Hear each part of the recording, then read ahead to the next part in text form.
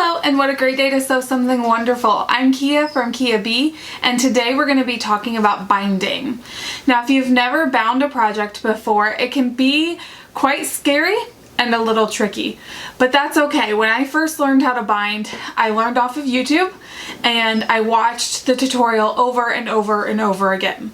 Today, I'll be binding our project that we just finished. This is Thimble Blossom's Mini Spools Quilt by Camille Ross Kelly. If you're interested, I'll link the pattern down below, and I'll also link our YouTube tutorial where we finished this project. So because I'm binding a project that I have a pattern for, I'll be following the pattern's instructions on the cutting for binding. In this particular project, I'll need one fat quarter, and I've chose this yellow and white diagonal. It makes for just a beautiful binding on a very bright quilt. If you don't have a pattern, don't worry. One way that you can figure out how many binding strips you'll need is take your project, you'll measure one side, the other side, one end, and the top. You'll add all of those numbers together and then add about 20 inches. And the reasoning we want you to have so much binding left over is because the mitered corners overlap fabric, and it actually takes a lot more fabric than you would think. You'd rather have way too much fabric in the end and have to cut it off than too little and have to rip out all of your stitches. There are two ways that you can bind a quilt. One is hand binding, which most people prefer. I actually have an injury to my hand, and so I'm not able to use a needle and thread very tightly for a very long period of time. And so I choose to sewing machine bind my quilts. I love it. I think it looks fine. A lot of people use this method now, and I think it just looks nice. The only difference is you'll need to use a matching thread for your binding or something very close, and so you don't see as many stitches. So let's go ahead and take a look at this binding and take it one stitch at a time. Some of the materials that you'll need for this project are a rotary cutter, a ruler, your project, and your fabric, depending on how many strips of binding you need. You'll also need an iron and an ironing board, and then your sewing machine. First, we'll want to start by unfolding our fabric for our binding, and we're going to press that straight just to get all the little pleats and folds out. I have my iron set to high just because that's the recommendation for cotton, but you'll want to consult your manual. Remember not to iron, lift between each movement, and that way you don't stretch out your fabric. You can also use steam, which will really help to get these folds out. So this is a selvage edge. You'll see it's frayed here on the end, and on the other side it just looks like this. So that's what we'll use. We'll line those up, and that's what's going to give us our very first straight cut. Okay. Sometimes when we get it from the fabric stores, as much as we would like it to come off the bolt straight, it just sometimes isn't, and that's okay. So I'm just going to line up my ruler here at the bottom and make my very first cut just to get rid of that excess and make it straight. Okay, so binding is typically made with 2.5 inch strips. Because my pattern tells me exactly what to do, I know how many strips I need. And remember, I said before how you can measure if you don't have a pattern. So what I'll do is I have straightened my fabric. I'm going to flip it over, and that way I can work from this side. I'll use my ruler and I'll cut 2.5 inch strips. I need 4 of these.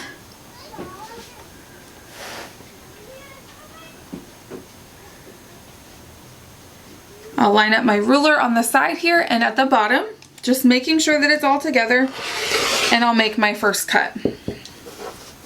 Okay, so there's one strip, and we'll just keep going down until we have 4.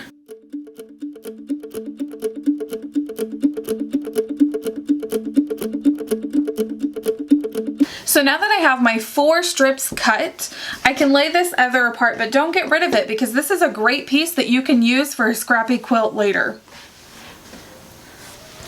So I'll pull over my 4 strips here. Now remember we talked about this selvage edge. So I need to cut this off before we can go forward. So what I like to do is line them up on my cutting mat. Line them all the way up here, one right on top of the other, making sure that my selvage all matches perfectly here. There we go. And I'm just going to take my ruler and snip this little bit off.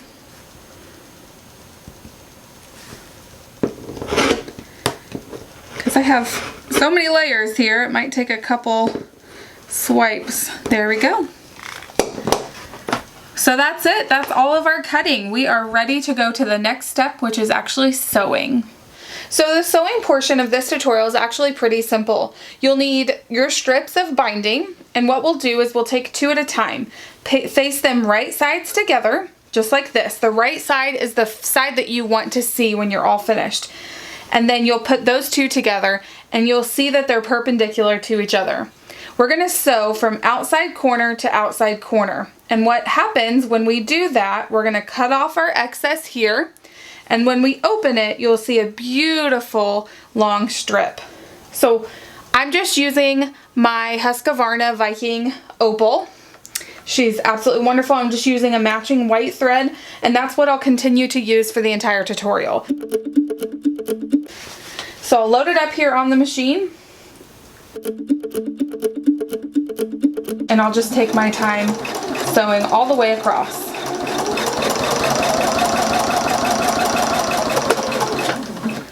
And a little bit of back stitch there at the end. There we go. Now I don't have to take this out, cut my threads, and start over.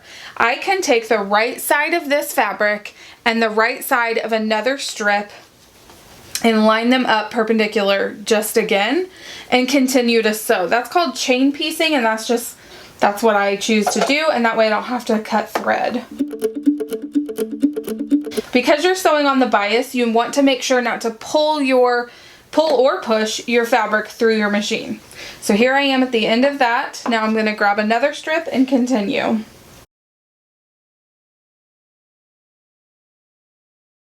Now I'm all the way finished. I can pull those off and cut my threads. Now I'll take a scissor and cut these apart, and I'll cut 1/4 inch away from my seam allowance. What that means is that I'm going to cut on the outside of the seam. If you cut on the inside, you might as well have just cut your strips apart. Here we are at the ironing board, and you should have a very long strip of your binding. This part can be a little tedious, and because we've straight cut this, we want to make sure that we don't stretch out the fabric. So for this part, you're going to iron all of your binding in half. When you get to a seam, like this one, because it's on the diagonal, you'll want to open those up and press them flat. This will create less bulk as you're binding your quilt.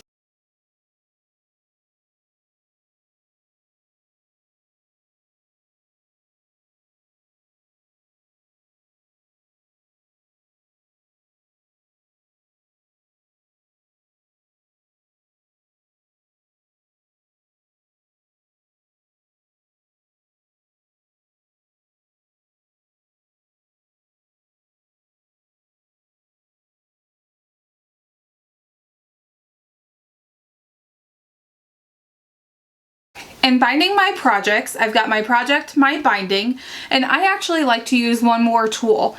This is called the binding tool. It's very helpful, and you'll notice that it has an angle at one side, and this helps to finish the binding of our quilt. Mine actually has handy instructions on it, so I can follow those easily. If you have an older binding tool, they don't have these instructions on the side of it. So the first one is sew on your binding, leaving a 12-inch opening, and you will need a 10-inch tail on each side. So I'll take my binding, and I put mine on with Wonder Clips. They're just these little wonderful clips that hold your binding on instead of pins. So I will measure out on my mat. I will measure out 10 inches. So here we are. And I will put a Wonder Clip right at that 10 inches. So there we are with that. Okay. The second measurement I'll do is a 12-inch gap somewhere in the middle of my project. So I know that I do not want my quilt, my binding quilt, to start on a corner. And so I'll do somewhere in the middle. So I will measure out 12 inches. I'll come in about an inch or two on each side, and if I've got 12, then that's where I'll start. So 1, 2, 3, 4, 5, 6, 7, 8, 9, 10, 11, 12. So I'm actually going to put a Wonder Clip here to keep my marking. So now I'll match up my 2 Wonder Clips and I'll start my binding. So I lay mine on just like that, and already we're to a corner. And that's fine because it's a smaller project. So let me show you how to miter your corner. This is going to be fantastic and a lifesaver at the same time. So you'll start your stitching right at this Wonder Clip.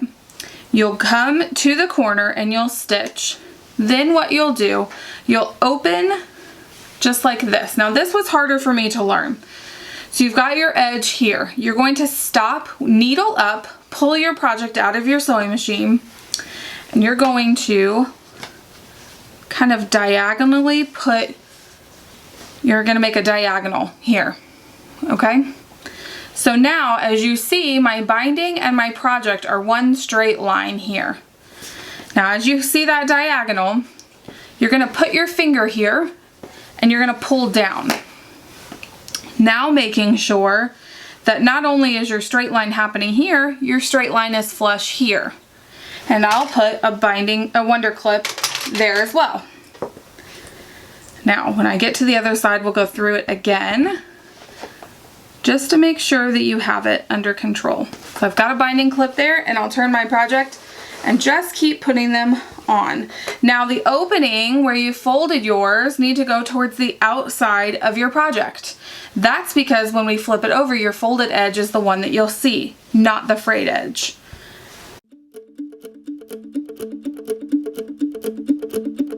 Here we are at the corner again. Let me show you how we miter this corner one more time. So our binding is laying this direction and we want it to go straight. We want it to completely go perpendicular so we get that nice angle. So I'll flip it up just like this, put all my extra binding at the top, and I want to make sure that I line it up with a nice straight line here. Let me get a good shot of that. There you go. A nice straight line here. Then I'm going to pull my binding straight down with my finger underneath, making sure that I keep that straight line, but also having a straight line at the top, right there. So I want to make sure that's pulled nice and tight. And just know that you are clipping right now, but your sewing machine will actually pull this fabric just a hair, and so you may need to make adjustments as you're putting on your binding. So I'll put a Wonder Clip here. Okay, just a Wonder Clip there, and I'll continue all the way around.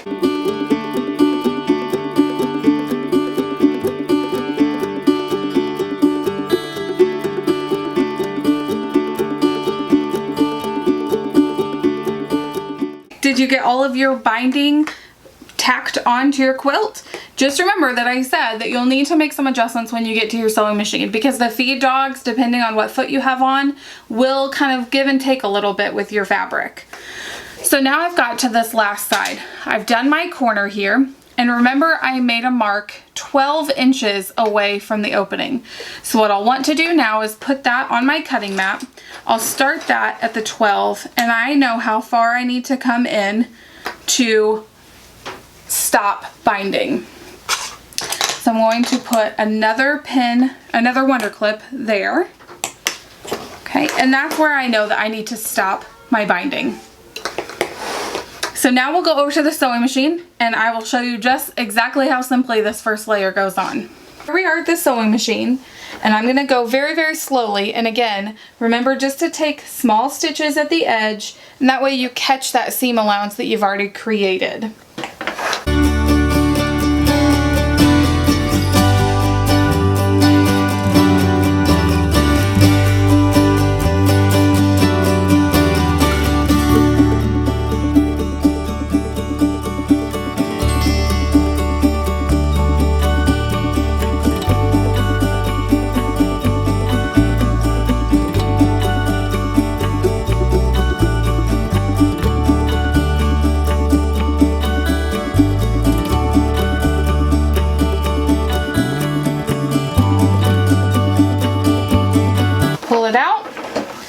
our strings off. And we've got our beautiful binding stitched on. Now you can flip it over to this side and you can see that I just have a small edge, but straight edge all the way around my quilt. So thank you for watching our binding tutorial on our mini spools quilt. If you have any questions, please leave a comment and we'll be glad to answer them. Thank you so much for stitching with us today, and we hope you have a great week. See you next time.